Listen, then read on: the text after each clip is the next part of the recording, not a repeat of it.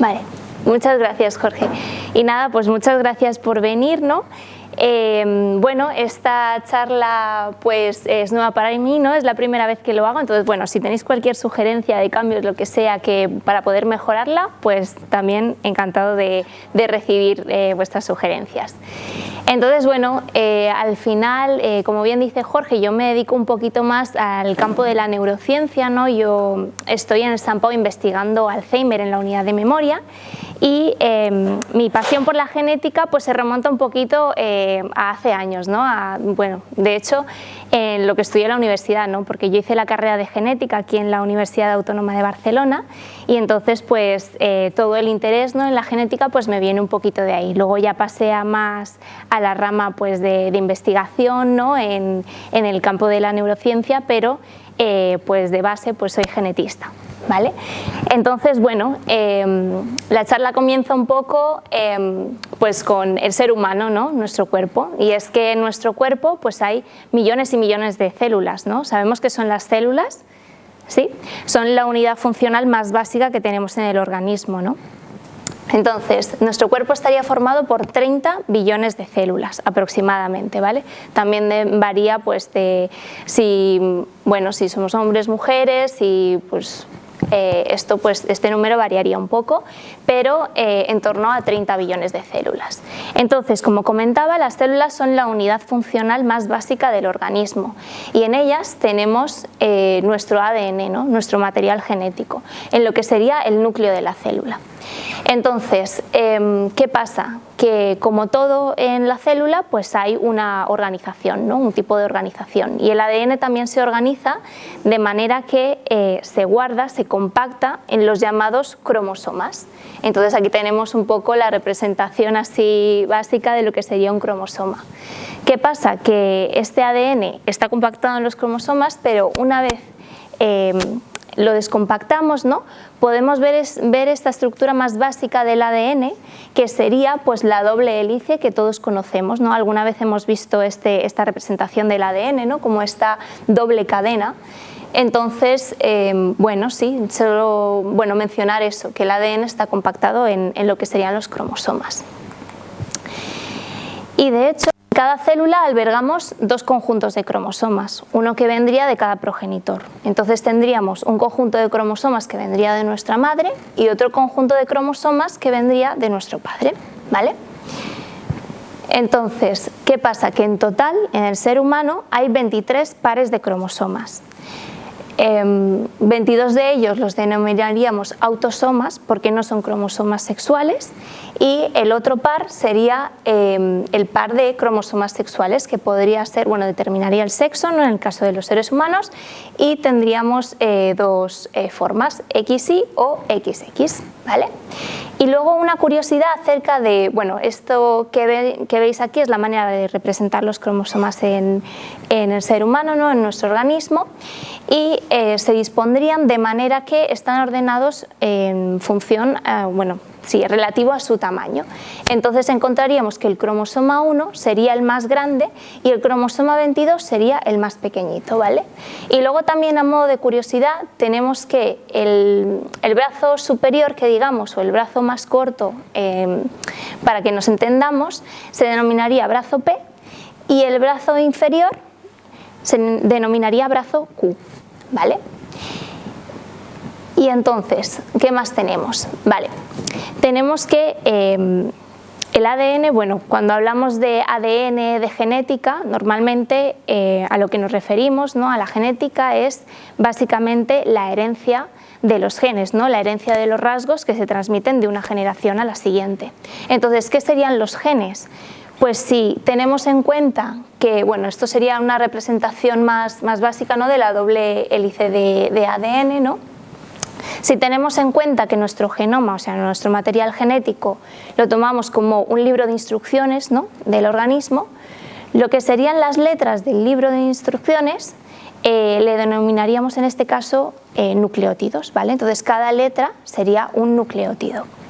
Y en el caso del ADN habría 4 letras distintas, una por cada, 4 letras distintas, que harían referencia a estas, a las sustancias químicas que conforman el ADN, ¿no? Entonces, la A sería de adenina, la T sería de timina, la C de citosina y la G de guanina. Realmente los nombres quizás no son como tan importantes aprenderlos en este momento, simplemente es quedarnos con la idea de que nuestro ADN está formado pues, por estas 4 letras, ¿no?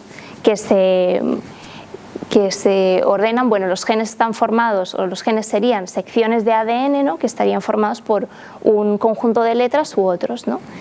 Y los genes también podrían ser pues, de una longitud mayor o menor, ¿no? Depende del gen que sea que tengamos. Entonces, en total, cada persona tendría aproximadamente 20.000 genes. 20.000 genes que codificarían para proteínas. ¿Y qué significa esto de que codifican para proteínas?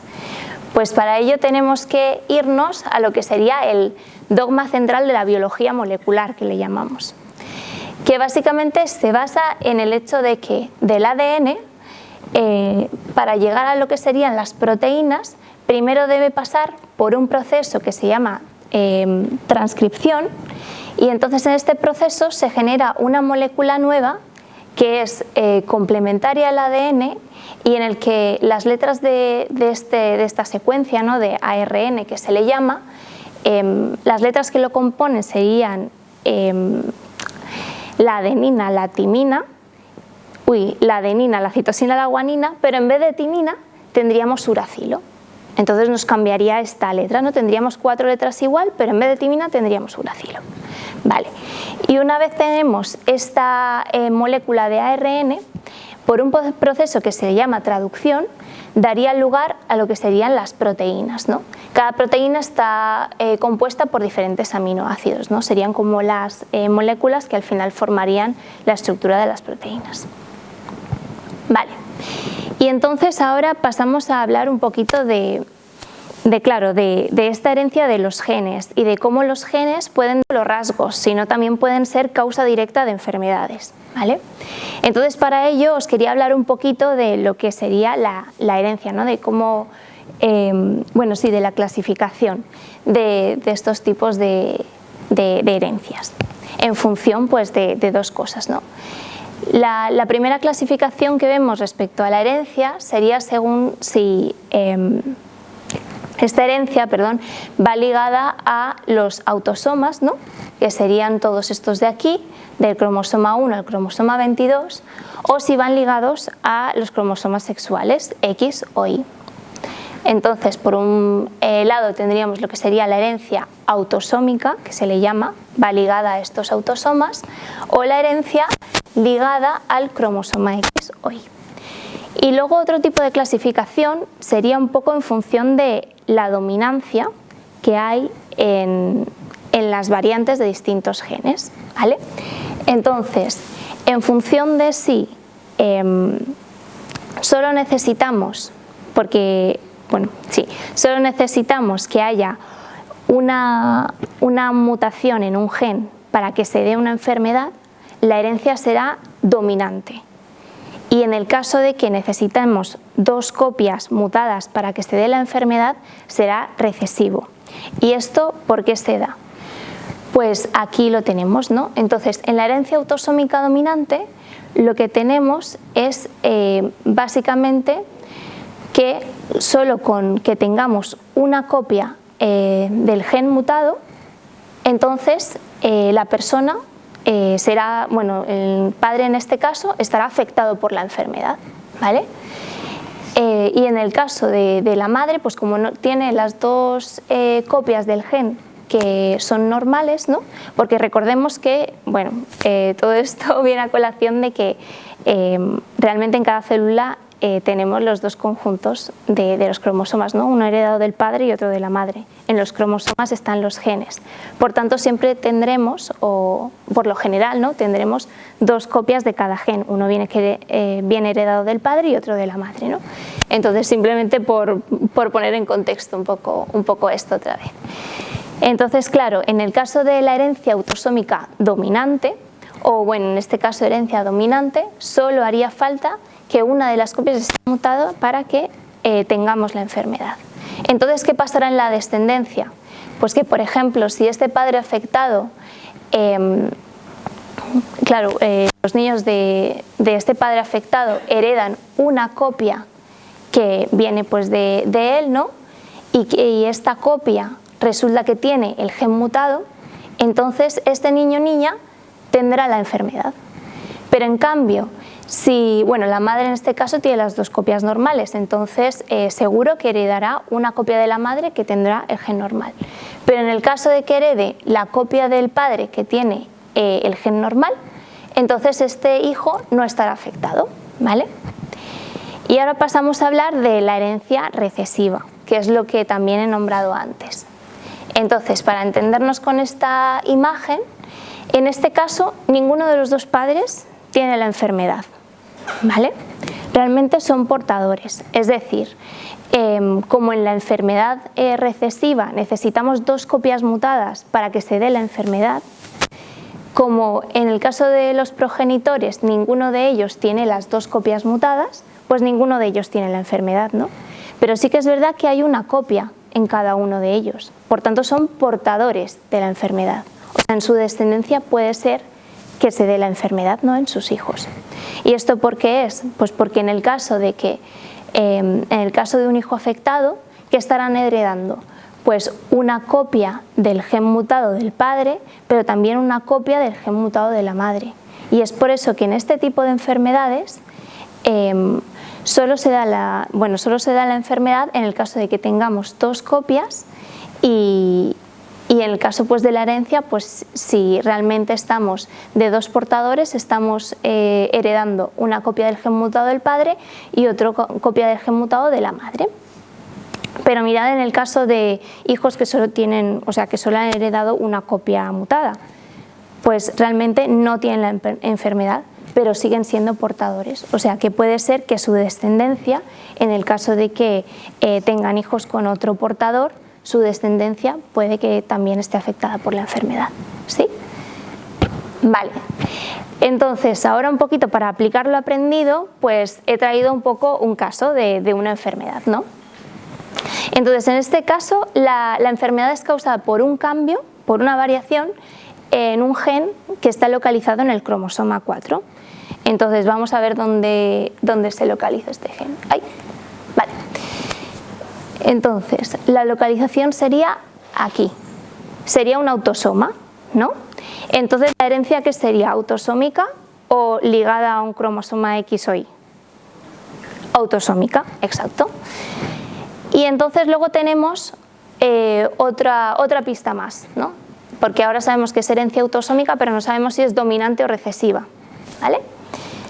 Entonces, otra pista que damos es que solo es necesario que una de las copias del gen esté mutada para que se dé la enfermedad. Entonces, ¿qué sería? ¿Dominante o recesivo? Dominante, exacto. Entonces, vale, bueno, sí, aquí os hacía la pregunta, pero exacto, lo habéis acertado, es una herencia autosómica dominante, ¿no? Si volvemos al esquema, lo que vemos es que con solo una copia del gen mutado ya tendremos la enfermedad, ¿sí? Y una enfermedad que está relacionado con un gen que se encuentra en el cromosoma 4 es la enfermedad de Huntington, ¿vale? Entonces, esta enfermedad, que es de herencia autosómica dominante, ¿no?, como hemos dicho, se trata de una enfermedad neurodegenerativa. ¿Qué quiere decir que se trata de una enfermedad neurodegenerativa? Que hay degeneración neuronal, ¿no? Y por tanto hay pérdida de neuronas. Entonces, ¿qué pasa en el cerebro a medida que avanza la enfermedad? Pues que, como en cualquier caso de enfermedad neurodegenerativa, el cerebro cambia, ¿no?, a medida que perdemos las neuronas, y entonces vamos perdiendo esa masa del cerebro, ¿no?, esa masa cerebral. En este caso, la enfermedad de Huntington aparece en 5 o 10 personas de cada 100.000, o sea, realmente es una enfermedad rara, ¿no? Y luego la edad de aparición se da en personas de mediana edad, de 35 a 50 años.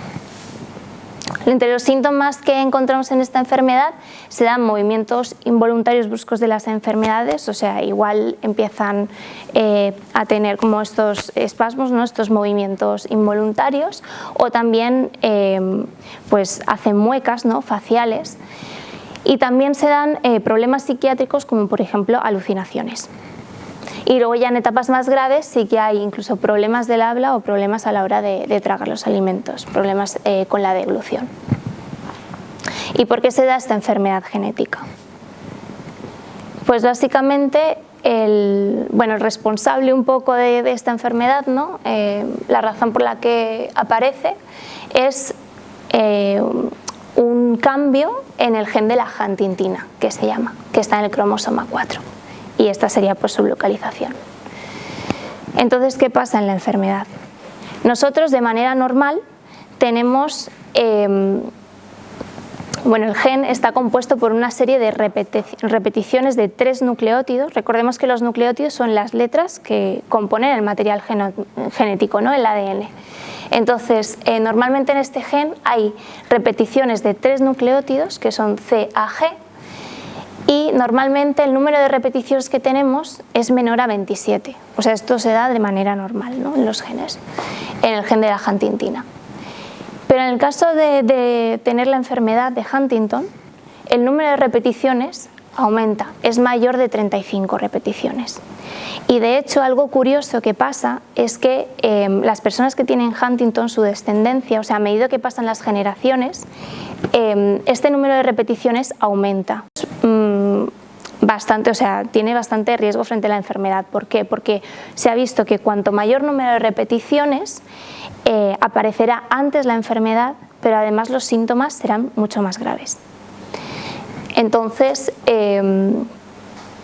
sí, realmente no lo he explicado, pero a lo que da lugar, ¿no? Hemos hablado antes del dogma de la biología, el dogma central de la biología molecular, y hemos hablado que el ADN pasa a ARN y luego por último codifica para proteínas, ¿no?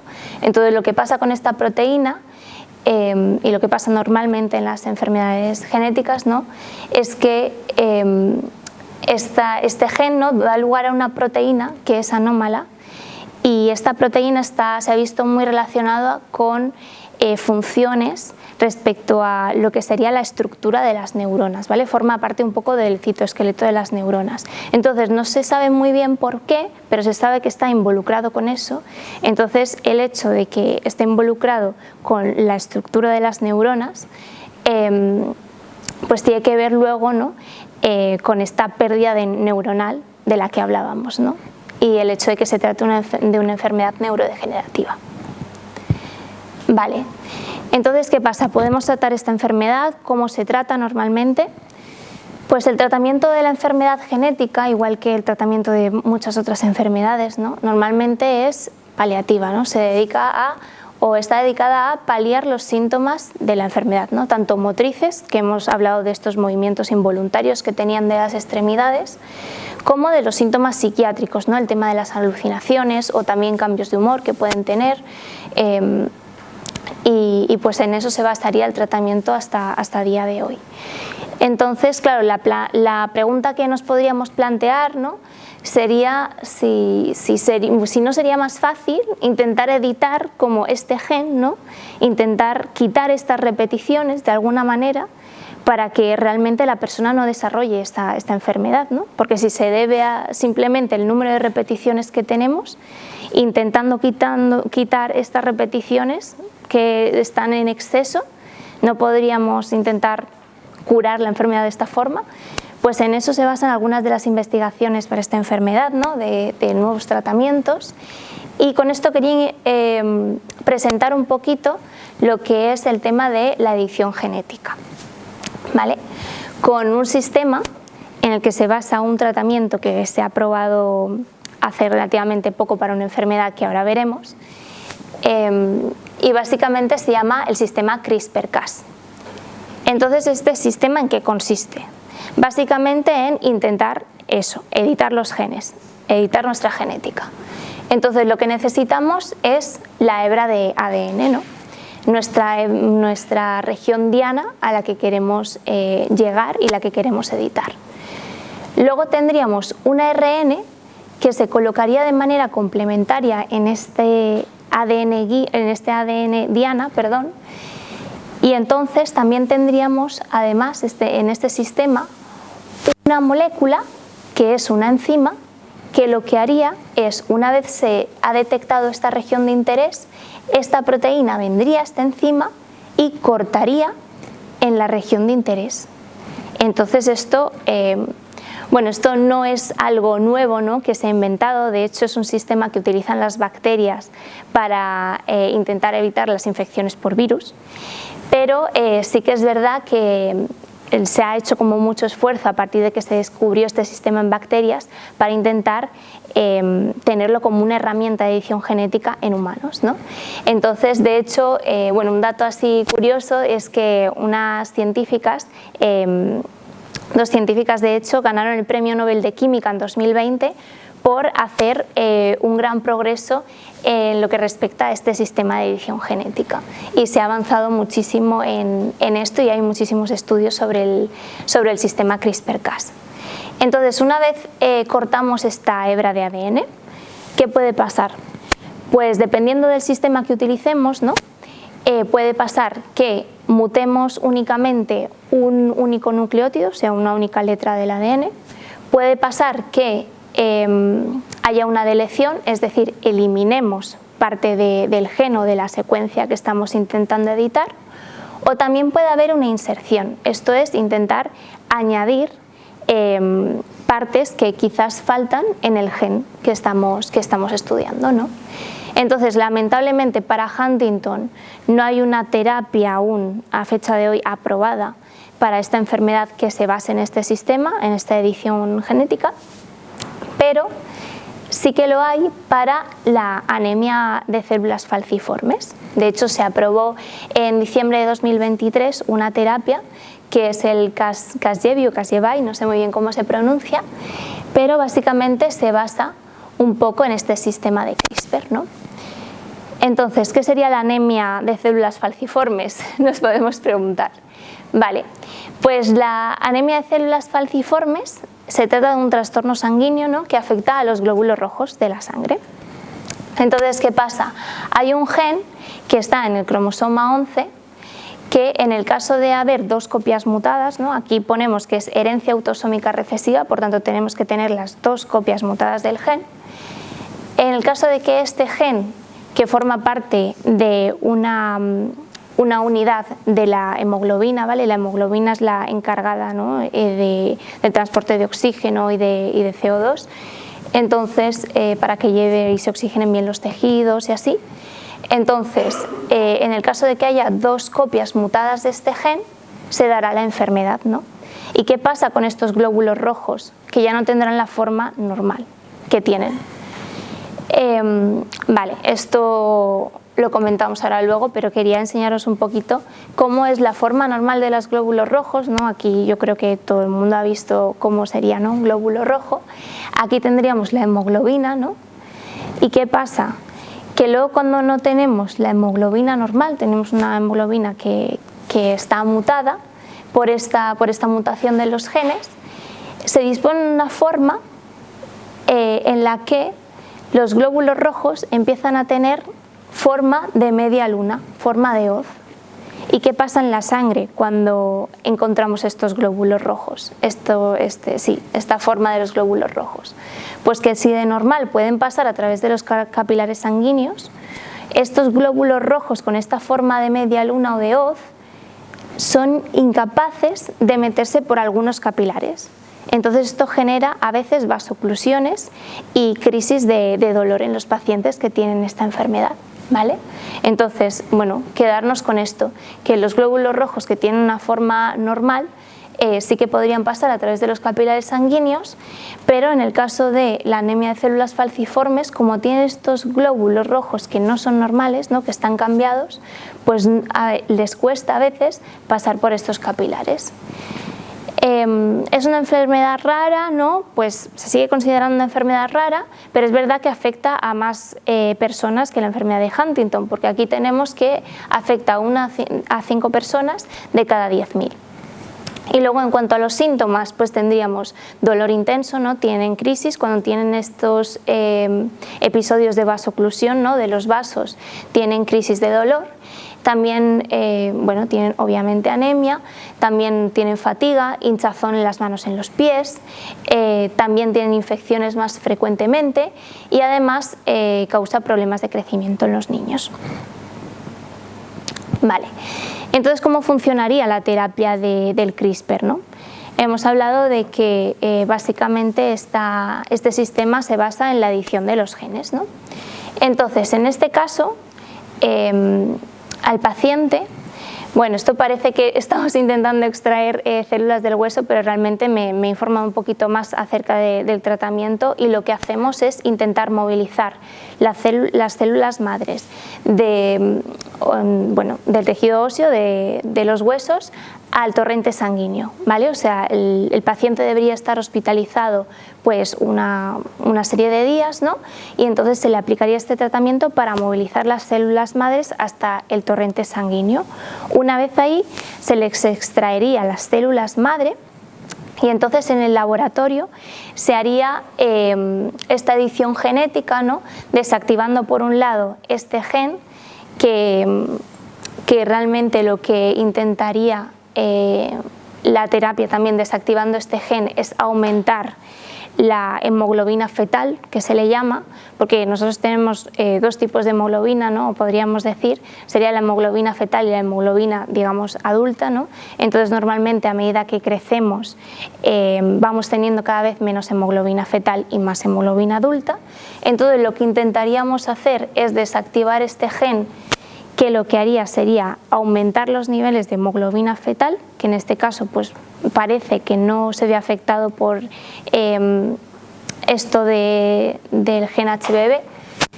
Y entonces una vez que hemos desactivado este gen y además también editado el gen de la hemoglobina que les comentaba, de la hemoglobina adulta, pasamos a amplificar este número de células que están editadas, ¿no? O sea, aumentamos su número, las vamos cultivando en el laboratorio y una vez tenemos la cantidad suficiente de células, lo que haríamos sería inyectarlas al paciente, ¿no? O sea, primero movilizaríamos las células madres del tejido óseo. Luego lo que haríamos en el laboratorio sería editarlas. Luego al paciente se le quitarían estas células madre para poder inyectar las células madre editadas en el paciente y entonces que pueda producir hemoglobina correctamente y que los glóbulos rojos ahora tengan una forma normal, ¿no? Y que puedan pasar a través de los capilares sanguíneos y todo lo que hemos comentado.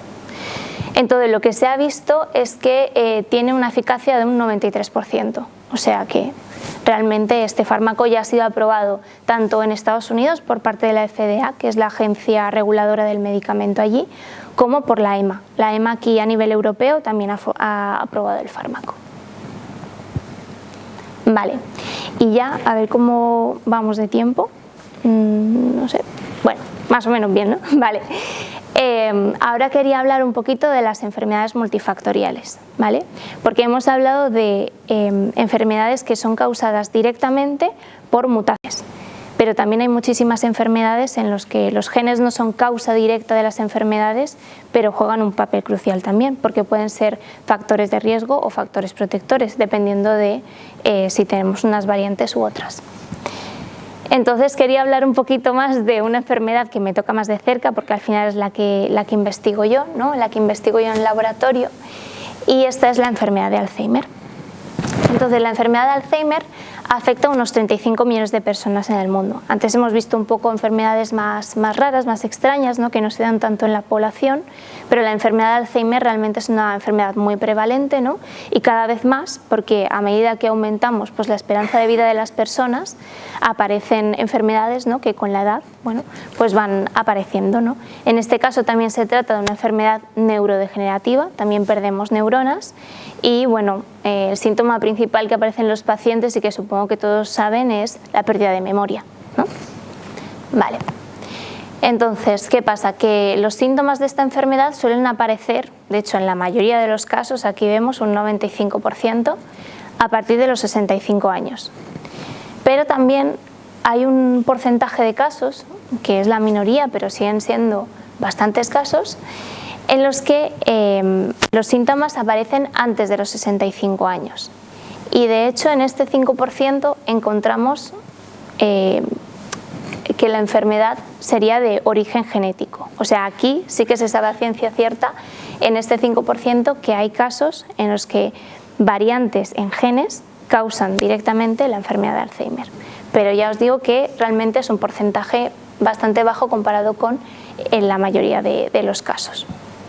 Entonces, ¿qué ocurre en esta mayoría de casos en los que los síntomas aparecen después de los 65?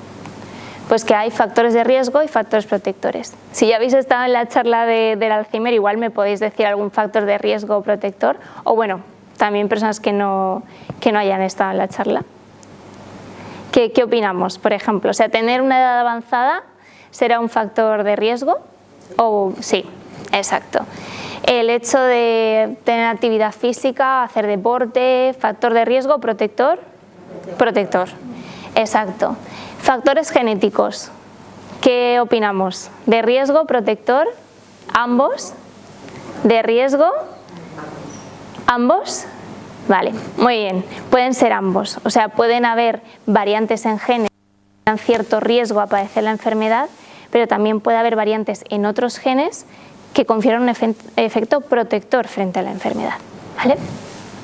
Entonces aquí tenemos unos cuantos factores de riesgo y protectores. Entonces hemos dicho factores de riesgo, edad avanzada, factores genéticos, ¿no? Hemos dicho que están ambos. Riesgo vascular y metabólico, el hecho de, por ejemplo, tener una enfermedad como sería la diabetes de tipo 2, también influye y se ha visto que estas personas son más propensas a padecer la enfermedad de Alzheimer. O el hecho de tener obesidad, también se ha visto que da propensión a padecer la enfermedad. Llevar un estilo de vida sedentaria pues también sería un factor de riesgo. Obviamente el hecho de llevar una dieta alta en grasas saturadas, ¿no? Y también se ha visto que el hecho de fumar puede influir negativamente en la aparición de la enfermedad. Y luego en cuanto a factores protectores, pues un poco lo contrario, ¿no? El hacer ejercicio, el llevar una dieta equilibrada, los factores psicosociales, que aquí a lo que me refiero es un poco a tener esa red, ¿no? Al entorno, a las personas, ¿no? que al final están en nuestro día a día y que están con nosotros, pues el tener personas a nuestro alrededor, ¿no? Tener un entorno y una red de, bueno, un entorno bueno, pues también se ve que influye en el hecho de la aparición de la enfermedad. Y luego también obviamente encontramos factores genéticos. Y sobre esto, como la charla va de genética, ¿no? Quería hablaros un poco hoy, ¿no? De los factores genéticos, tanto de riesgo como protectores en la enfermedad de Alzheimer. De hecho vamos a hablar de solo uno en concreto, porque hay muchos genes que influyen en la enfermedad. Pero el que se ha visto más asociado a la enfermedad de Alzheimer es el gen de la poliproteína E, o ApoE, que se le llama. No sé si lo han visto en las noticias, les suena. Vale. Entonces, este gen está relacionado un poco con el transporte de unas moléculas, ¿no? Que realmente pues, tienen mucho que ver este transporte también en el tema de que las neuronas pues, sean sanas, ¿no? Que esté todo correcto, que funcione correctamente. Entonces, este transporte de moléculas, que son las lipoproteínas, está muy relacionado también con la enfermedad de Alzheimer. Entonces, habría tres formas de este gen. En este caso, dependiendo de las variantes que tengamos, ¿no? Esta variante, que sería, bueno, se le llama epsilon 2, pero digamos que es ApoE2, tendría un efecto protector frente a la enfermedad. Luego también tendríamos la variante más común, que no tiene un efecto neutro, o sea, no se ha reportado que sea un efecto de riesgo ni protector, parece que no hace nada frente a la enfermedad. Sería esta variante de aquí, que sería la más común, la ApoE3. Y luego la variante ApoE4 aumentaría el riesgo a padecer la enfermedad de Alzheimer. De hecho, se sabe que si, bueno, otra vez lo mismo, ¿no? Heredamos siempre dos copias de los genes, uno de nuestro padre y otro de nuestra madre. Pues si tenemos una copia de esta variante, o sea, de la ApoE4, tenemos hasta 4 veces más de riesgo de padecer la enfermedad de Alzheimer. Pero ¿qué pasa cuando tenemos las dos copias de la ApoE4? Pues recientemente se ha visto que el tener dos copias puede considerarse una nueva forma genética de la enfermedad. O sea, se sabe que a ciencia cierta, si tienes estas dos copias, vas a padecer la enfermedad de Alzheimer. Y de hecho, bueno, ha salido mucho en las noticias el año pasado, por mayo salió, que hay un estudio en el que ha participado la Unidad de Memoria de Sant Pau, en el que se ha comprobado esto, ¿no? Que realmente el tener 2 copias se estaría asociando mucho más a padecer la enfermedad de Alzheimer, o sea, con 2 copias tendríamos la enfermedad. Vale, y esto a modo de curiosidad, no sé si conocéis al actor Chris Hemsworth de las películas de Marvel, ¿no? De los Vengadores. Pues en esta imagen de aquí, bueno, se le ve junto a su esposa Elsa Pataky, ¿no? Que está caracterizado como una persona mayor, y esto está sacado de un documental que hicieron hace un par de años, en 2022, y es que el actor se realizó un test genético y pudo ver que tiene las 2 copias del APOE4. Esto fue antes de que saliera este estudio reciente en mayo del año pasado, pero claro, ahora sabemos que entonces el actor prácticamente al 100% desarrollará la enfermedad de Alzheimer. No sabemos cuándo, pero la va a desarrollar. Y entonces su mujer pues se caracterizó como una persona mayor para que él pudiera verla y quizás reconocerla cuando empezase a tener estas pérdidas de memoria. Vale. Y luego ya esto como bonus extra, es que no sé muy bien, yo ya creo que me estoy enrollando un poco, quiero dejar bastante tiempo para el tema de preguntas, pero bueno, aquí os pongo un poco un estudio de Lancet, ¿no? En el que se establecen pues, los 14 factores de riesgo frente a la demencia, ¿no? La demencia no es exclusiva del Alzheimer, pero es verdad que es una de las causas más frecuentes de demencia, el Alzheimer, pero no es exclusivo. Y entonces aquí tendríamos que, por ejemplo, el hecho de en la mediana edad, ¿no? Intentar estar atentos a los problemas de audición que tengamos o incluso a los problemas de la vista, por ejemplo cataratas que tengamos, a intentar corregir estos problemas, porque se ve que realmente influencian en el desarrollo de la demencia luego. Y también el tema, bueno, como ya hemos comentado, la obesidad, obviamente, el hecho de fumar, el hecho de tener diabetes, en este caso diabetes tipo 2, el hecho de physical inactivity, o sea, de no tener esta actividad física. Esto también influye en el desarrollo de la demencia. Vale, y aquí ya lo último. Es un poco, quería explicar un poco a lo que me dedico yo en el laboratorio, ¿no? En sí, respecto a la genética y al Alzheimer. Porque yo lo que estoy intentando ver es, si realmente el Alzheimer es una enfermedad multifactorial, ¿no? Y hemos dicho que los genes realmente influyen, ¿no? Pero, ¿y si podemos, por ejemplo, en una persona ver si en base a las variantes que tenga, en base a los genes, podemos predecir qué riesgo tendrá de padecer la enfermedad? O sea, excluyendo el APOE, si podemos ver en base a los genes, ¿no? Imagínate que la persona, por ejemplo, tiene APOE 2.2 o 2.3, ¿no? Que no tiene estas copias de APOE 4. ¿Podemos intentar inferir o suponer qué riesgo tendrá esta persona de padecer Alzheimer en base a otros genes? Pues eso es lo que estoy intentando hacer yo. Entonces lo que hago es intentar ver cómo los cambios, nuestras variantes, hemos dicho que bueno, en los genes, ¿no? Las variantes pueden ser de muchos tipos, pueden haber inserciones, ¿no? Que añadimos letras, ¿no? Letras o nucleótidos que no deberían, pueden haber deleciones, o sea que se eliminan nucleótidos que no deberían eliminarse, o también pueden haber cambios que solo sean de una letra, ¿no? Y esto es lo que estoy investigando yo, ¿no? Los cambios de un solo nucleótido. Por ejemplo, cambiar una A por una G, ¿vale? Entonces, estas variantes pueden tener, igual que en el APOE, puede haber variantes con efecto positivo, negativo o neutro. Vale, entonces lo que hago, esto es una diapositiva que quizás es un poco compleja, yo creo, de entender, pero lo que hago es, en base a estudios previos en los que se han estudiado variantes que se asocian a la enfermedad de Alzheimer, lo que hago yo es intentar construir, ¿no?, una puntuación de riesgo poligénico, que se le llama. Puntuación, entendemos la palabra puntuación, ¿no?, intentar encontrar como un valor. Luego, el tema de riesgo, pues también, ¿no?, el riesgo que nos conferiría a padecer la enfermedad de Alzheimer, y poli muchos, y génico, pues relacionado con los genes, ¿no? Entonces, intentaríamos construir esta puntuación, este valor, en base a pues muchas variantes, ¿no?, de muchos genes distintos. Entonces cogeríamos estos estudios previos, estas asociaciones que se han hecho, y construiríamos en base a la genética de muchos pacientes que tenemos en nuestra cohorte, ¿no?, de Sant Pau, una puntuación, y lo que obtendríamos sería un gráfico parecido a este, ¿no?, en el que tendríamos una distribución de pacientes que tendrían menos riesgo a padecer la enfermedad de Alzheimer o mayor en base a sus genes. Y esto es lo que estoy haciendo yo ahora mismo en el laboratorio. Y ya, pues ya para concluir, quería enseñaros una foto de la unidad de memoria de Sant Pau, porque al final pues somos muchísimos investigadores, ¿no? La unidad está compuesta pues por neurólogos, por enfermeros, por neuropsicólogos, por personas que se dedican más a la neuroimagen, o personas que se dedican más a la investigación básica, como soy yo, ¿no?, que me dedico más al estudio de estas variantes, ¿no? También lo testo en células, en cultivo celular. Entonces me dedico a esa parte como más molecular, ¿no?, en el laboratorio. Y bueno, con esta diapositiva que quería acabar un poco.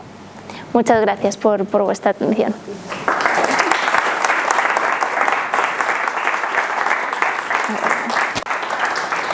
Vale.